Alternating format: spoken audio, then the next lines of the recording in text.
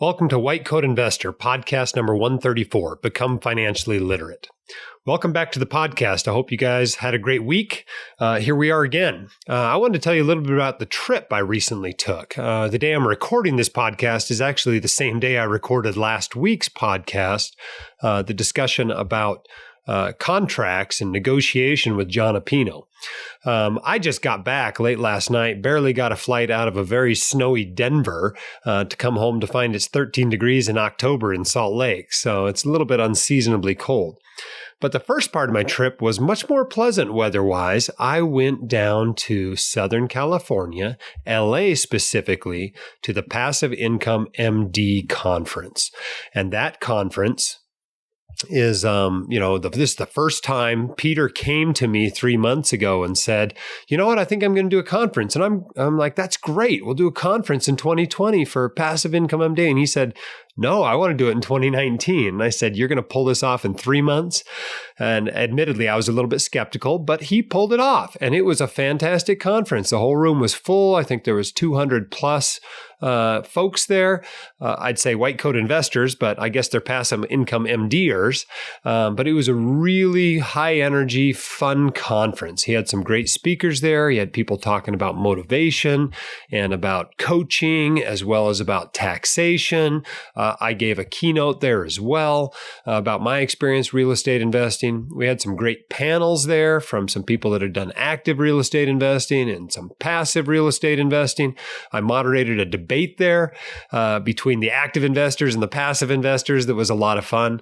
It was interesting to be able to call time on people that like to, speak for a while if they can, but it's fun to cut them off after 90 seconds or 60 seconds. But it really ended up being a good time by all. The only bad side was I started talking at about 7 o'clock in the morning and didn't stop until 10 o'clock at night. So I didn't have much of a voice for the rest of the weekend. But after resting it for a while, it wasn't too bad. And I got through the rest of my talks. I flew out early the next morning to go up to Denver. And got into the American College of Emergency Physicians Scientific Assembly meeting there in downtown Denver at the big convention center with the big blue bear, if you've ever been there. They've got this 50-foot bear looking in the front window of the convention center. But the first thing I had there was to do a panel. It was kind of a Guy Raz style, how I built this panel that was done for one of the EMRA committees for a bunch of people interested in entrepreneurship, and talked a little bit about the White Coat Investor as a business and how I started that and, what it's done over the years. But we had a couple other panelists and talked about their experience in entrepreneurship. It was interesting. One of the panelists had probably had 5 or 6 ventures that he had been involved in. And truthfully, it didn't sound like any of them had really worked out great or taken off. And I felt very lucky that way that the White Coat Investor, basically my first entrepreneurial venture, took off so well. I was able to get quite a bit of very useful CME in during that conference, which was great. Our hospital's telling us I got to get 4 hours of stroke CME and 4 hours of trauma CME in every year. So I went to every talk there was about strokes or trauma.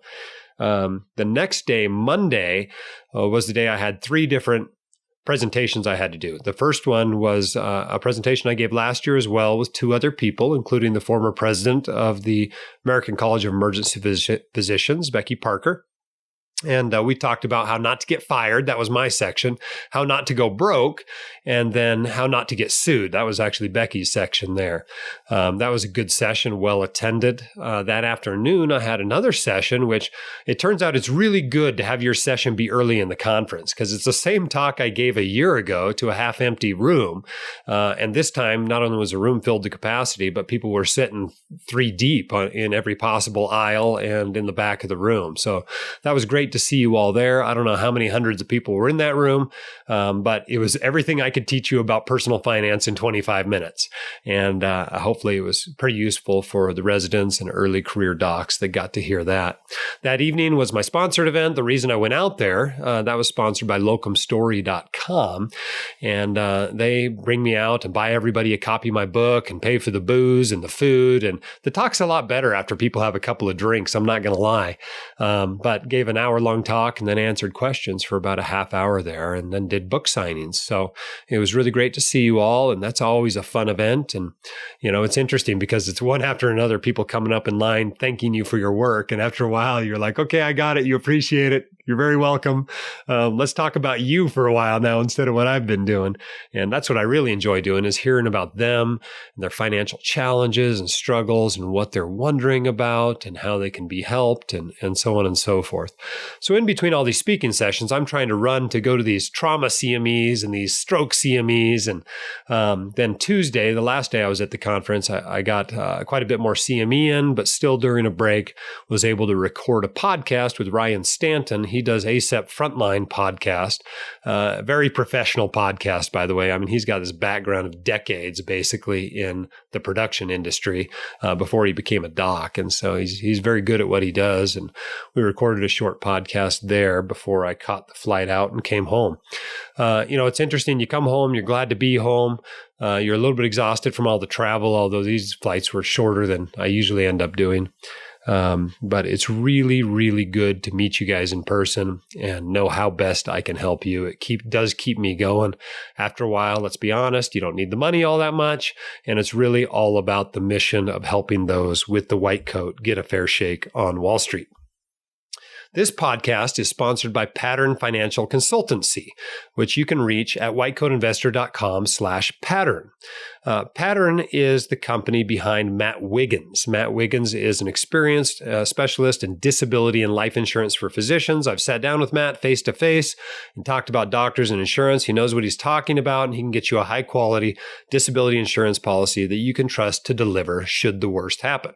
Doctors get disabled all the time. Don't think it can't happen to you. If you don't have a disability insurance policy now, or just need a second opinion on whether or not your current one is still right for you, contact Matt today, whitecoatinvestor.com/pattern. Our quote of the day today comes from Vladimir Lenin. The way to crush the bourgeoisie is to grind them between the millstones of taxation and inflation. And I like that quote, not because I'm a big Lenin fan. I mean, I'm clearly a capitalist, but because it reminds the investor of what two of their biggest enemies are, and it's taxes and inflation. The third one is probably fees, quite honestly. Thanks for what you do. Medicine is not easy. I know you're on your way home, your way to work, maybe you're working out, whatever. You had a rough day. If you didn't have a rough one today, you probably had one earlier this week or last week. And if no one told you thanks for making that sacrifice, I want to be the first. If you haven't checked out our social options, and when I say social, I mean our forums. We have 3 of them you may want to check out. The biggest one is actually the Facebook group. People love Facebook and they love Facebook group. The White Coat Investors Facebook group is like 34,000 strong. It's about 85% physicians. There's a fair chunk of dentists and some APCs in there, but they all share the goal of becoming more financially literate. So we try to break up the fights between them and have people help each other become better with their finances, better with their investments. It's a great place to be. We don't allow financial professionals in that particular group. However, if you're interested in interacting in a forum that also has financial professionals on it, I encourage you to check out the WCI forum. That's hosted right on the whitecoatinvestor.com site, and we just revamped it. You may have noticed a few problems with it in October. For whatever reason, which I'm not sure we can determine, it just seemed to stop working half of its functions. And so we installed all new software and probably did it the way we should have done it originally when we started it 3 years ago. But it's back up and running now. It's a great resource. We encourage you to interact with each other there. And if you don't feel like you have anything to learn, please come and help others by teaching them what they need to know about personal finance and investing. If you're a Redditor, go to Reddit. We have White Coat Investor subreddit. It's just r/White Coat Investors, which is perfect for those who enjoy that particular format. So this week is Continuing Financial Education Week, and that's a week every year in which I do some book reviews on the website and the blog posts, and I try to encourage you to get financially literate. Now, I view getting financially literate as reading a handful of books and getting a financial plan in place, whether that involves taking an online course like my Fire Your Financial Advisor, or it involves meeting with a good financial advisor who gives you good advice at a fair price, or just drafting up your financial plan yourself. I consider that your initial financial education. Your continuing financial education, I say, is following a good book a good blog or podcast. I'm obviously partial to mine, but there are other good physician-specific podcasts and blogs out there that you can follow if you like, and reading one good financial book a year.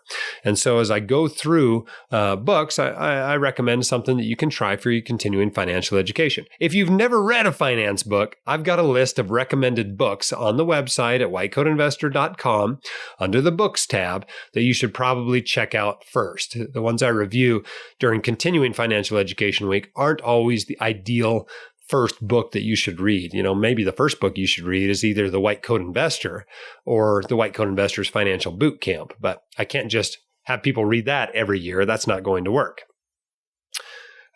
We also often offer some sweet deals to give you a little more encouragement to become financially literate.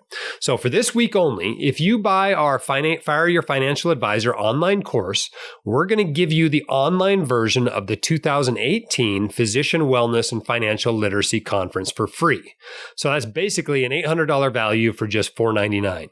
This offer is good through Monday, December 2nd at midnight. So that's next Monday if you're listening the day this podcast is released. Just be aware that we're making some changes to our online course, and after the first of the year, we're probably going to be charging significantly more for it. So this is a steal of a deal. Whether you compare it to the cost of hiring a financial advisor or to some of the other physician-specific financial courses out there that are selling for $1,500 to $2,500. And going forward, the deal's never going to be any better than it is right now. So go to whitecoatinvestor.com and get it today. This 8-hour course is designed to take you from zero to hero. And you'll leave the course not only with financial literacy, but with a written, personalized financial plan that you wrote with my assistance. And there's no risk to you. It's a 1-week, no questions asked, 100% money back guarantee. All you have to do is email us. We'll give you your money back if you don't think it's worth it. But you know what? Very few people return it.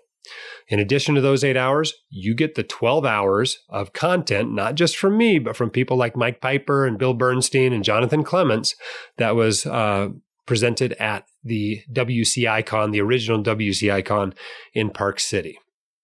All right, so the next thing I wanted to do is talk about a few of the books. I'll probably have a little bit more comprehensive of a review as blog posts this week to go with these, but these are 3 books that I read at least part of on this trip. While flying from Salt Lake to LA, I read almost the entire Raising Private Capital book. And if you're listening to this or watching this on YouTube, you can take a look at it here. It's Raising Private Capital by Matt Faircloth. It's basically a Bigger Pockets book. If you're familiar with the Bigger Pockets forum and website, where it's basically all real estate all the time over there at Bigger Pockets. But I thought this book was pretty interesting because it's about raising private capital. It's not written to me as the investor. It's written to the person coming to me trying to get my money for their real estate project, whether that's a fund or a syndication or whatever. So I thought it was really interesting to read about it from their point of view. And it's really interesting, right? They talk about how you can find sources of private capital, and they tell you to go find somebody that had a really good paying job, especially one with a good employer match, so they've got a 401k that can be rolled into a self-directed IRA. Or they tell you to go to somebody that has a paid for house or a big house that they can take out a home equity line of credit and use that to invest with you. Or then it tells you, go find some doctors, because the assumption, of course, is that doctors have money to invest. Well, here's the way I look at it, right? If you're a doctor, you have the money to invest. You don't have to go find somebody with, private capital for you to borrow for your investments. But I thought it was a pretty interesting book. If you're interested in real estate, particularly syndications and that sort of a thing, it's really good to get the perspective of the people on the other side. And if you're interested in becoming a syndicator, it would also be a great book to read. But just for general, knowledge of even real estate investing, it might not be the first book you should read. However, if you're in one of those unique situations, this may be a book worth picking up. Again, it's Raising Private Capital by Matt Faircloth. en route from the PIMD conference to Denver, I read about half of a different book. And this one is from Corey S. Fawcett. If you remember Dr. Fawcett, he is the general surgeon who basically started about 12 years before he retired at 54, I believe, who started buying rental properties. And he kind of jumped all in. I mean, the first one he bought was a 4 or 6 or 8 door apartment complex. And he basically bought these properties, I think about 5 of them in 12 years during the latter part of his general surgery career. And he really enjoyed the deal making and the buying. And after a while, his wife's like, you know what? We got enough cash flow from these that we never have to work again. Stop buying them. And she made him stop buying them. And they just worked from that point forward, paying for them. But the nice thing about this book is not only is it written by a doctor from a doctor's perspective, but it's really a pretty good nuts and bolts guide. If you are interested in direct real estate investing, you want to go out and you want to own the properties and manage the properties yourself, I think this is a fantastic book. And in fact, it might be one of my favorites on real estate investing for doctors. Now, it's not going to teach you anything about how to pick a good REIT mutual fund. It's not going to teach you anything about choosing syndications or picking a private real estate fund, etc. But it will teach you how to buy and manage your own properties. And I think he gives good advice in that respect. For example, in his view, and I tend to agree with it, it's really all about the cash flow, right? If this is not a positive cash flow property, you shouldn't buy it. And the reason why is with negative cash flow, I mean, you can only support so many negative cash flow properties with your practice income. But if the cash flow is positive, well, there's an infinite amount that you can have because it doesn't actually cost you anything. But where I think Dr. Fawcett has done a particularly exceptional job, and it doesn't sound like he did this up front all at once, but over time he got better at it, was putting systems in place to make the management easier, right? Because you think about the reason why I don't want to do direct real estate. I don't want anyone calling me at 3 a.m. to unclog the toilet, right? Well, he basically never goes and unclogs toilets. Not only because he says people rarely call to have their toilet unclogged at 3 a.m., but also because you can pay somebody else to do that. You don't answer the phones at your clinic. Why would you be unclogging the toilets yourself, right? In this other business that you own. And so the systems he put in place, I think, are worth learning as well. This is his 4th book in the series. He calls them all The Doctor's Guide to Whatever. And this one's The Doctor's Guide to Real Estate Investing for Busy Professionals. Perhaps the most interesting part of it, I thought, though, was that I kind of viewed him as this Dave Ramsey for doctors, very, very, very anti-debt. One of his other books is all about, getting out of debt as a doctor. And he's super anti-debt. But apparently not when it comes to real estate investments. So I think he's still got leverage on most of his real estate investments. And I thought that was interesting to learn that. But if you want to check that out, you can buy that at Amazon. The links to these books, of course, will be in the show notes.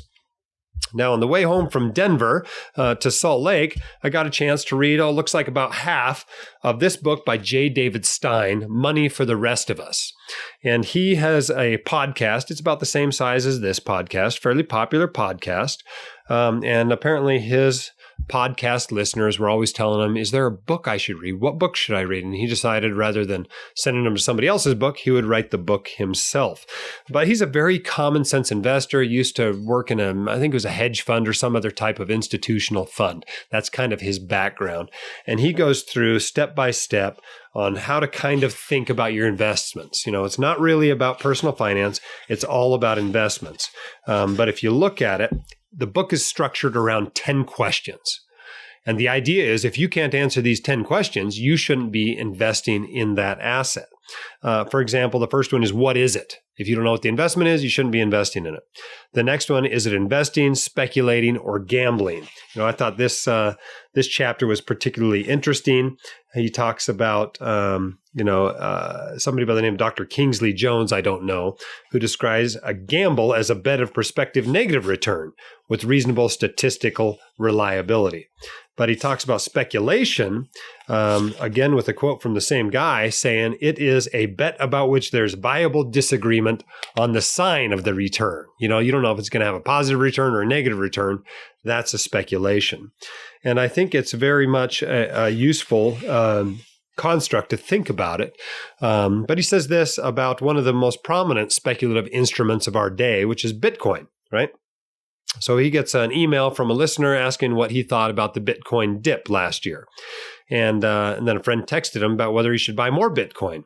And he says, speculation means there is extreme uncertainty about whether the asset will rise or fall in price. A 40% decline is not a dip. A dip suggests a temporary setback before the price continues to climb. But with a speculative asset, there is no way to know if it will rebound or continue to plummet. There isn't a correct price because there's no income to determine if the price is too high or too low. Investments differ from speculations because there are objective measures to determine if the asset is valued more or less than its historical average.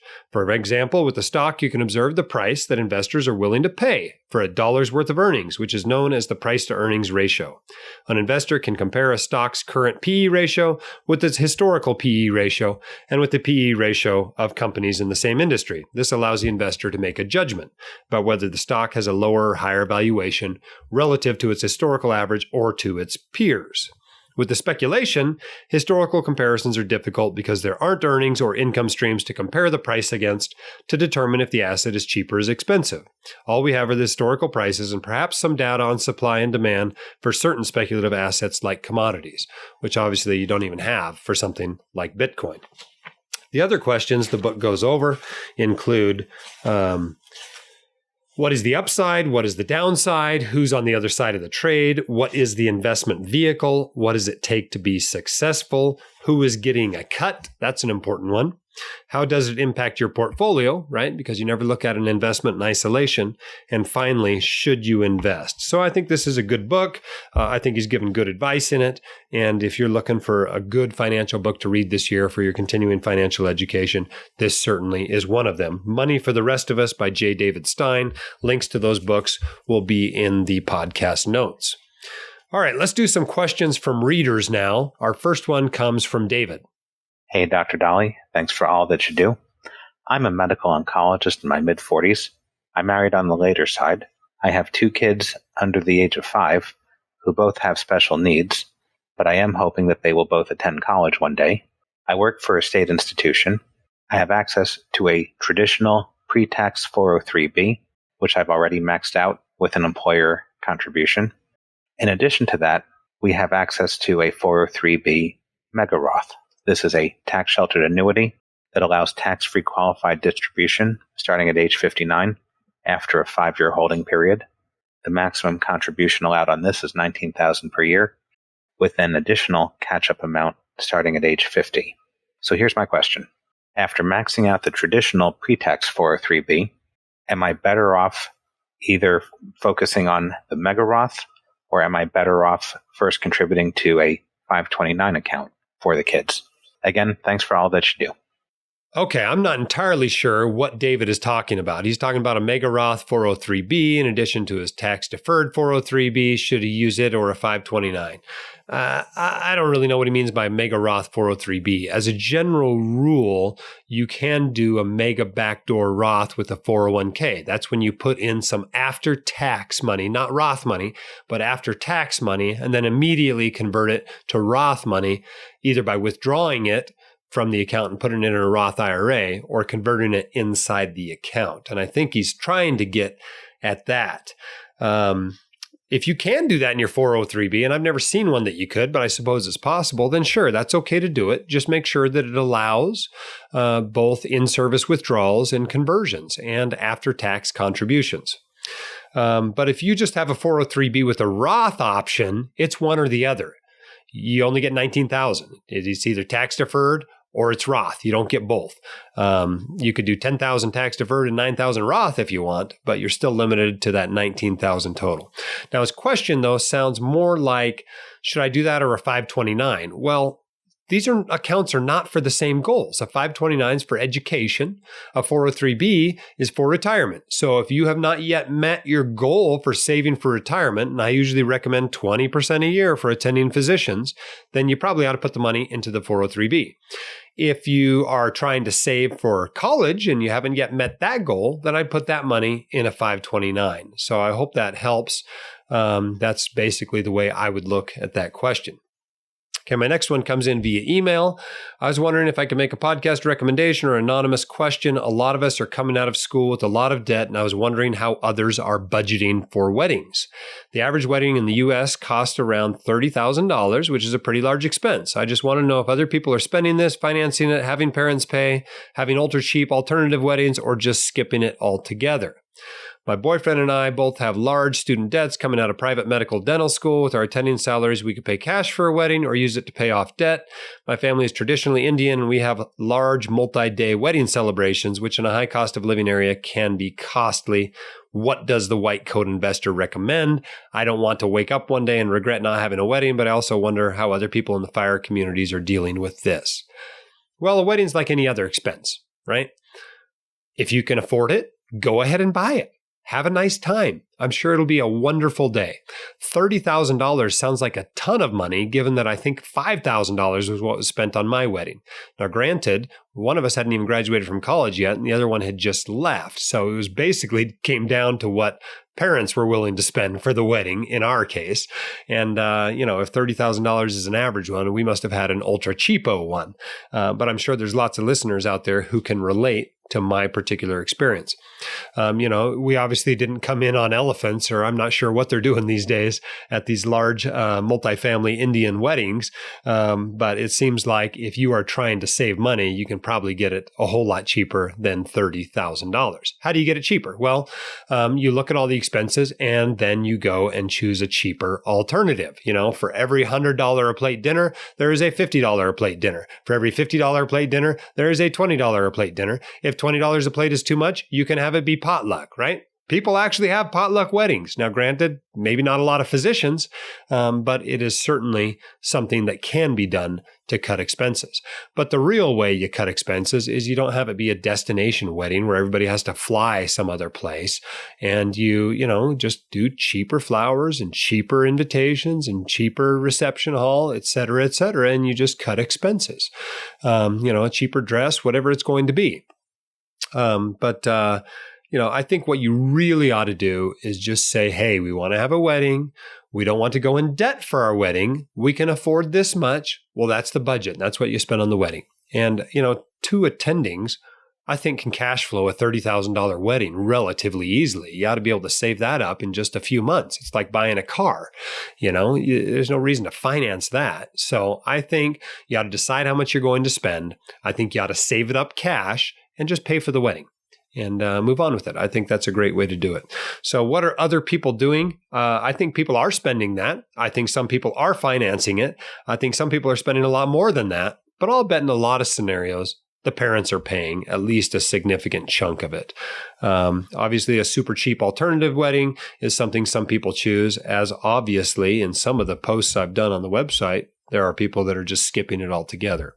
But you know what? If you're going to spend your life together and you want to get married, I think you ought to get married. All right, our next question comes from Anthony on the SpeakPipe. And if you want to leave us a question on the SpeakPipe, you can do so. It's speakpipe.com/whitecoatinvestor. You get up to 90 seconds to record your question, and we'll get it on the podcast and get it answered. Let's listen to Anthony's question. Hi, Dr. Dolly. My name is Anthony. I'm a sports medicine doc from the Midwest. I have a couple questions regarding HSAs. I have two old HSAs that each have a couple $1,000s in them from residency and fellowship. I think the amounts are probably too small to invest, but at the same time, I don't plan on using them. I'm 34 years old and healthy and don't have any medical bills, and I'd rather use them as investment tools. I wasn't sure if I should roll these old HSAs into my current HSA or what my other options might be. My other question is with regards to my current HSA.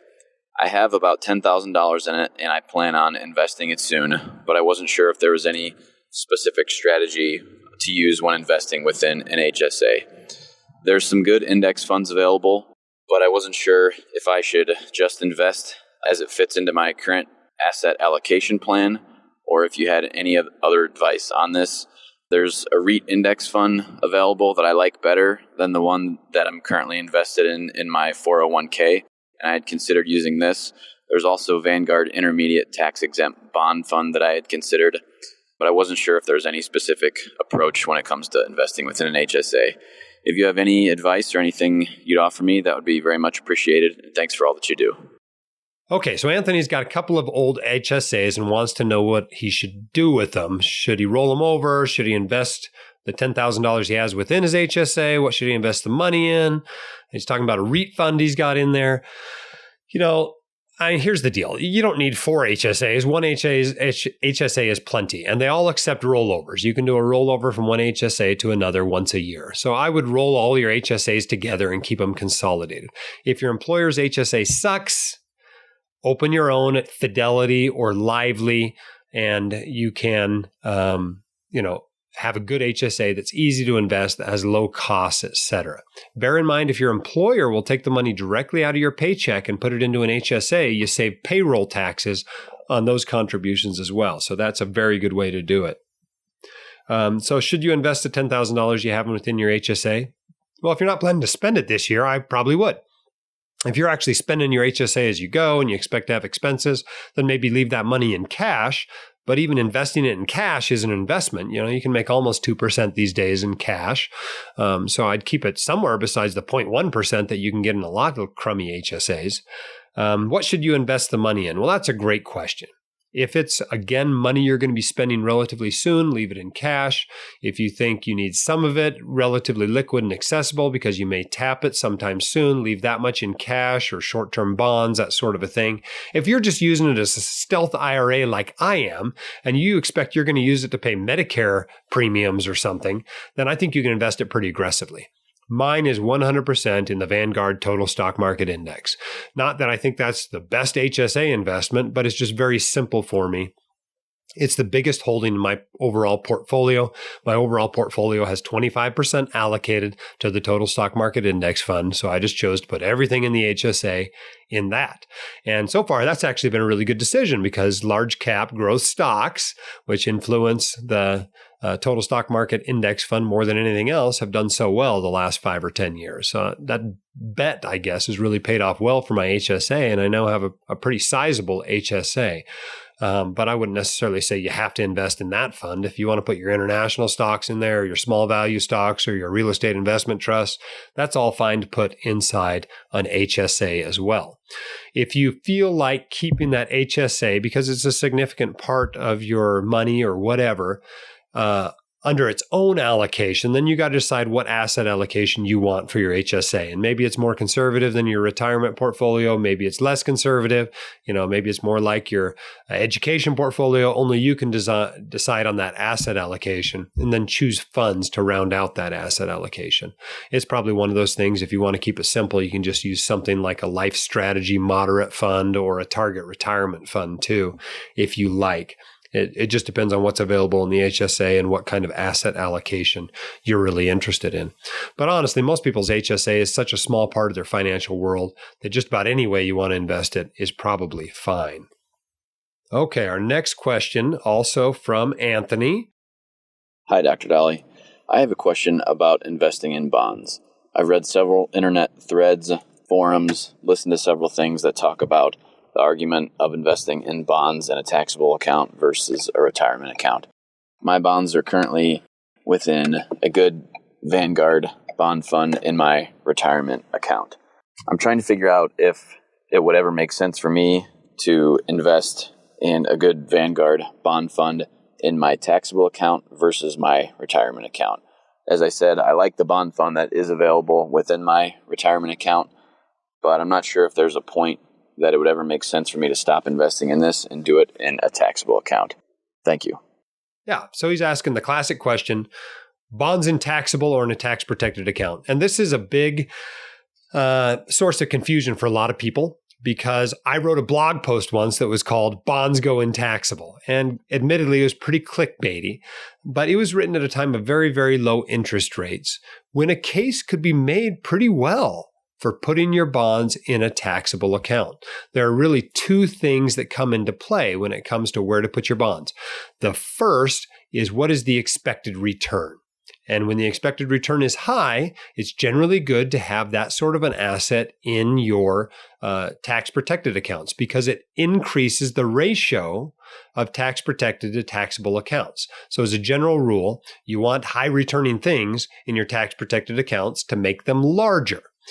And then the other factor is the tax efficiency of the asset class. Bonds are notoriously tax inefficient, although, of course, if you switch to municipal bonds, those are very tax efficient, but generally come at a significantly lower interest rate such that, that lower yield makes it so it's equivalent or maybe slightly better than a taxable account after paying taxes on it.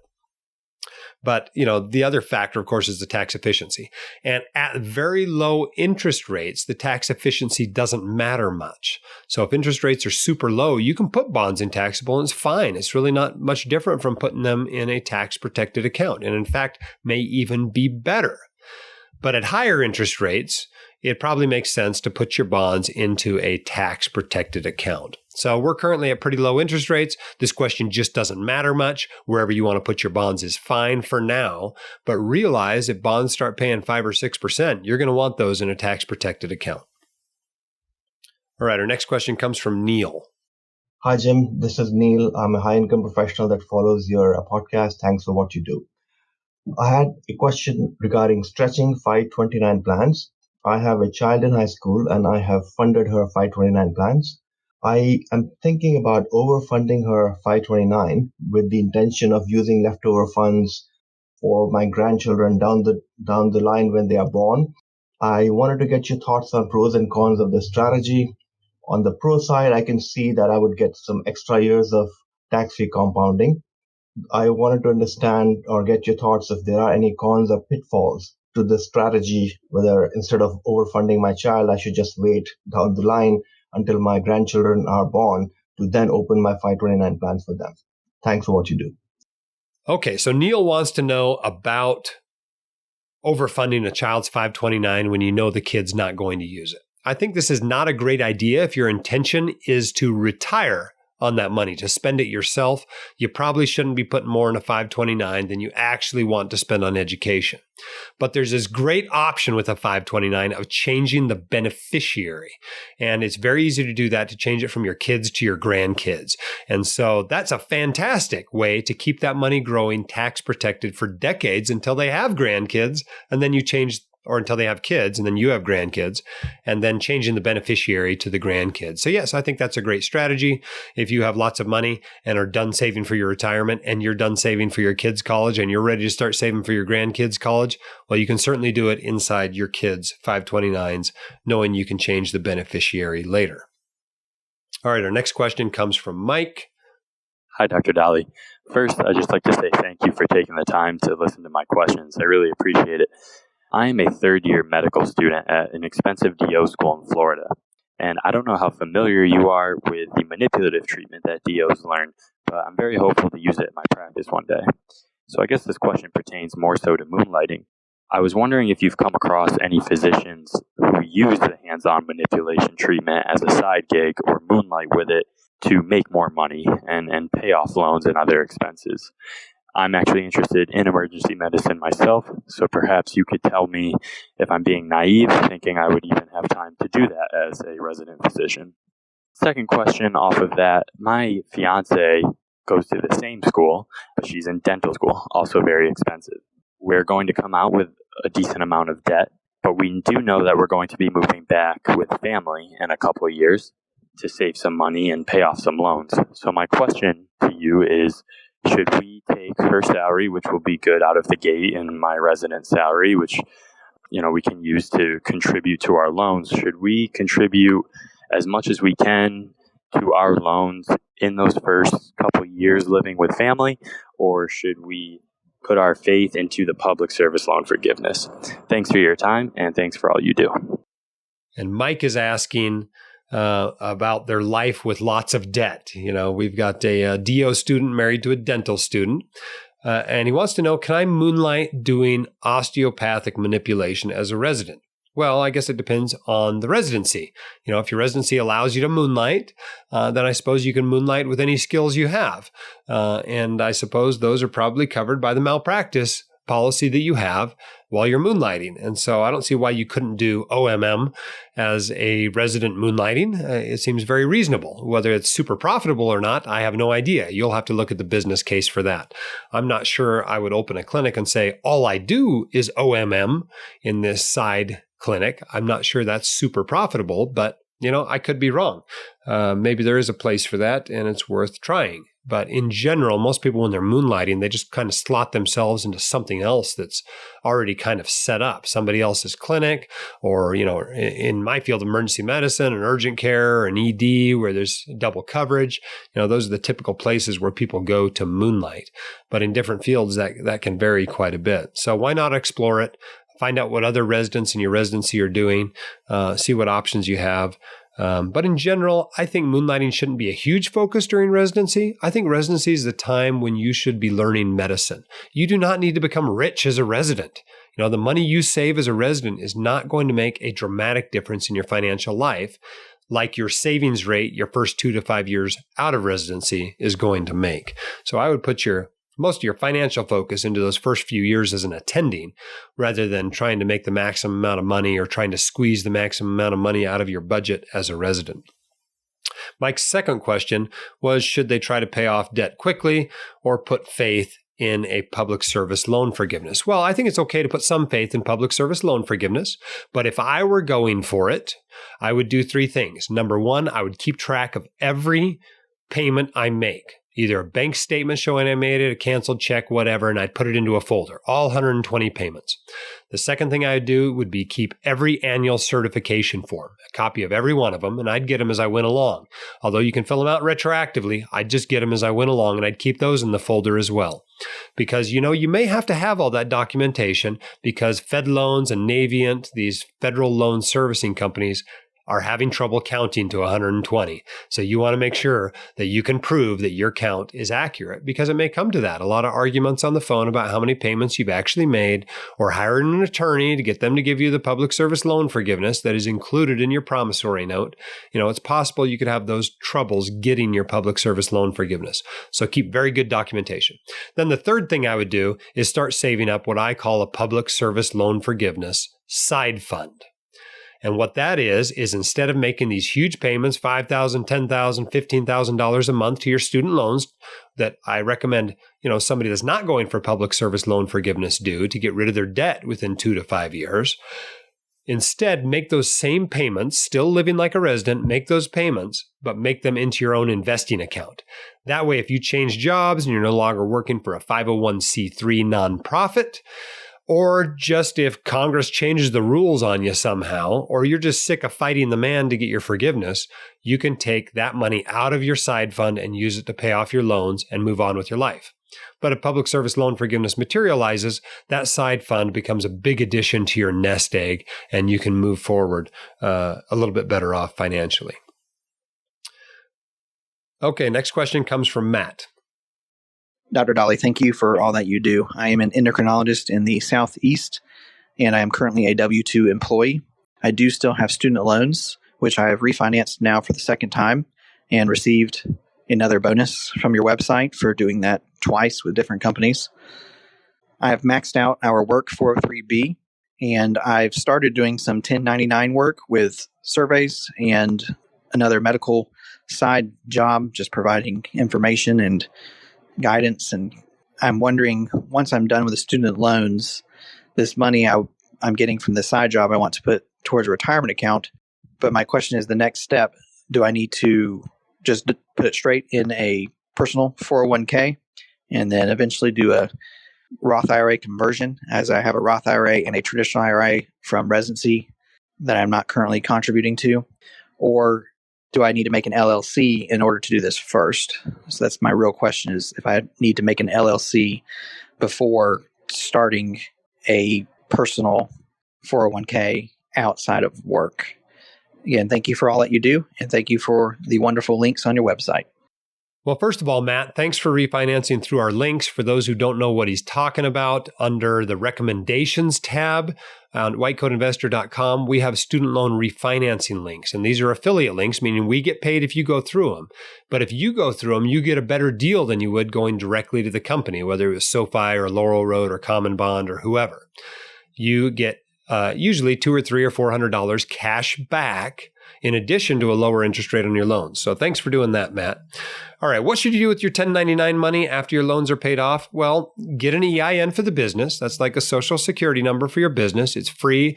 It's cheap. Well, of course it's cheap. It's free, but it's very, very fast. I mean, it's literally like 3 clicks on a web page to get your EIN. It's very easy. They give it right to you. You don't actually need an LLC in this sort of a situation, because remember that LLCs and corporations don't protect you from malpractice. It's really just business-related liability there. And then, of course, you can open a solo or an individual 401k. If you want to do a backdoor Roth IRA, you'll need to roll your traditional IRA into a solo 401k.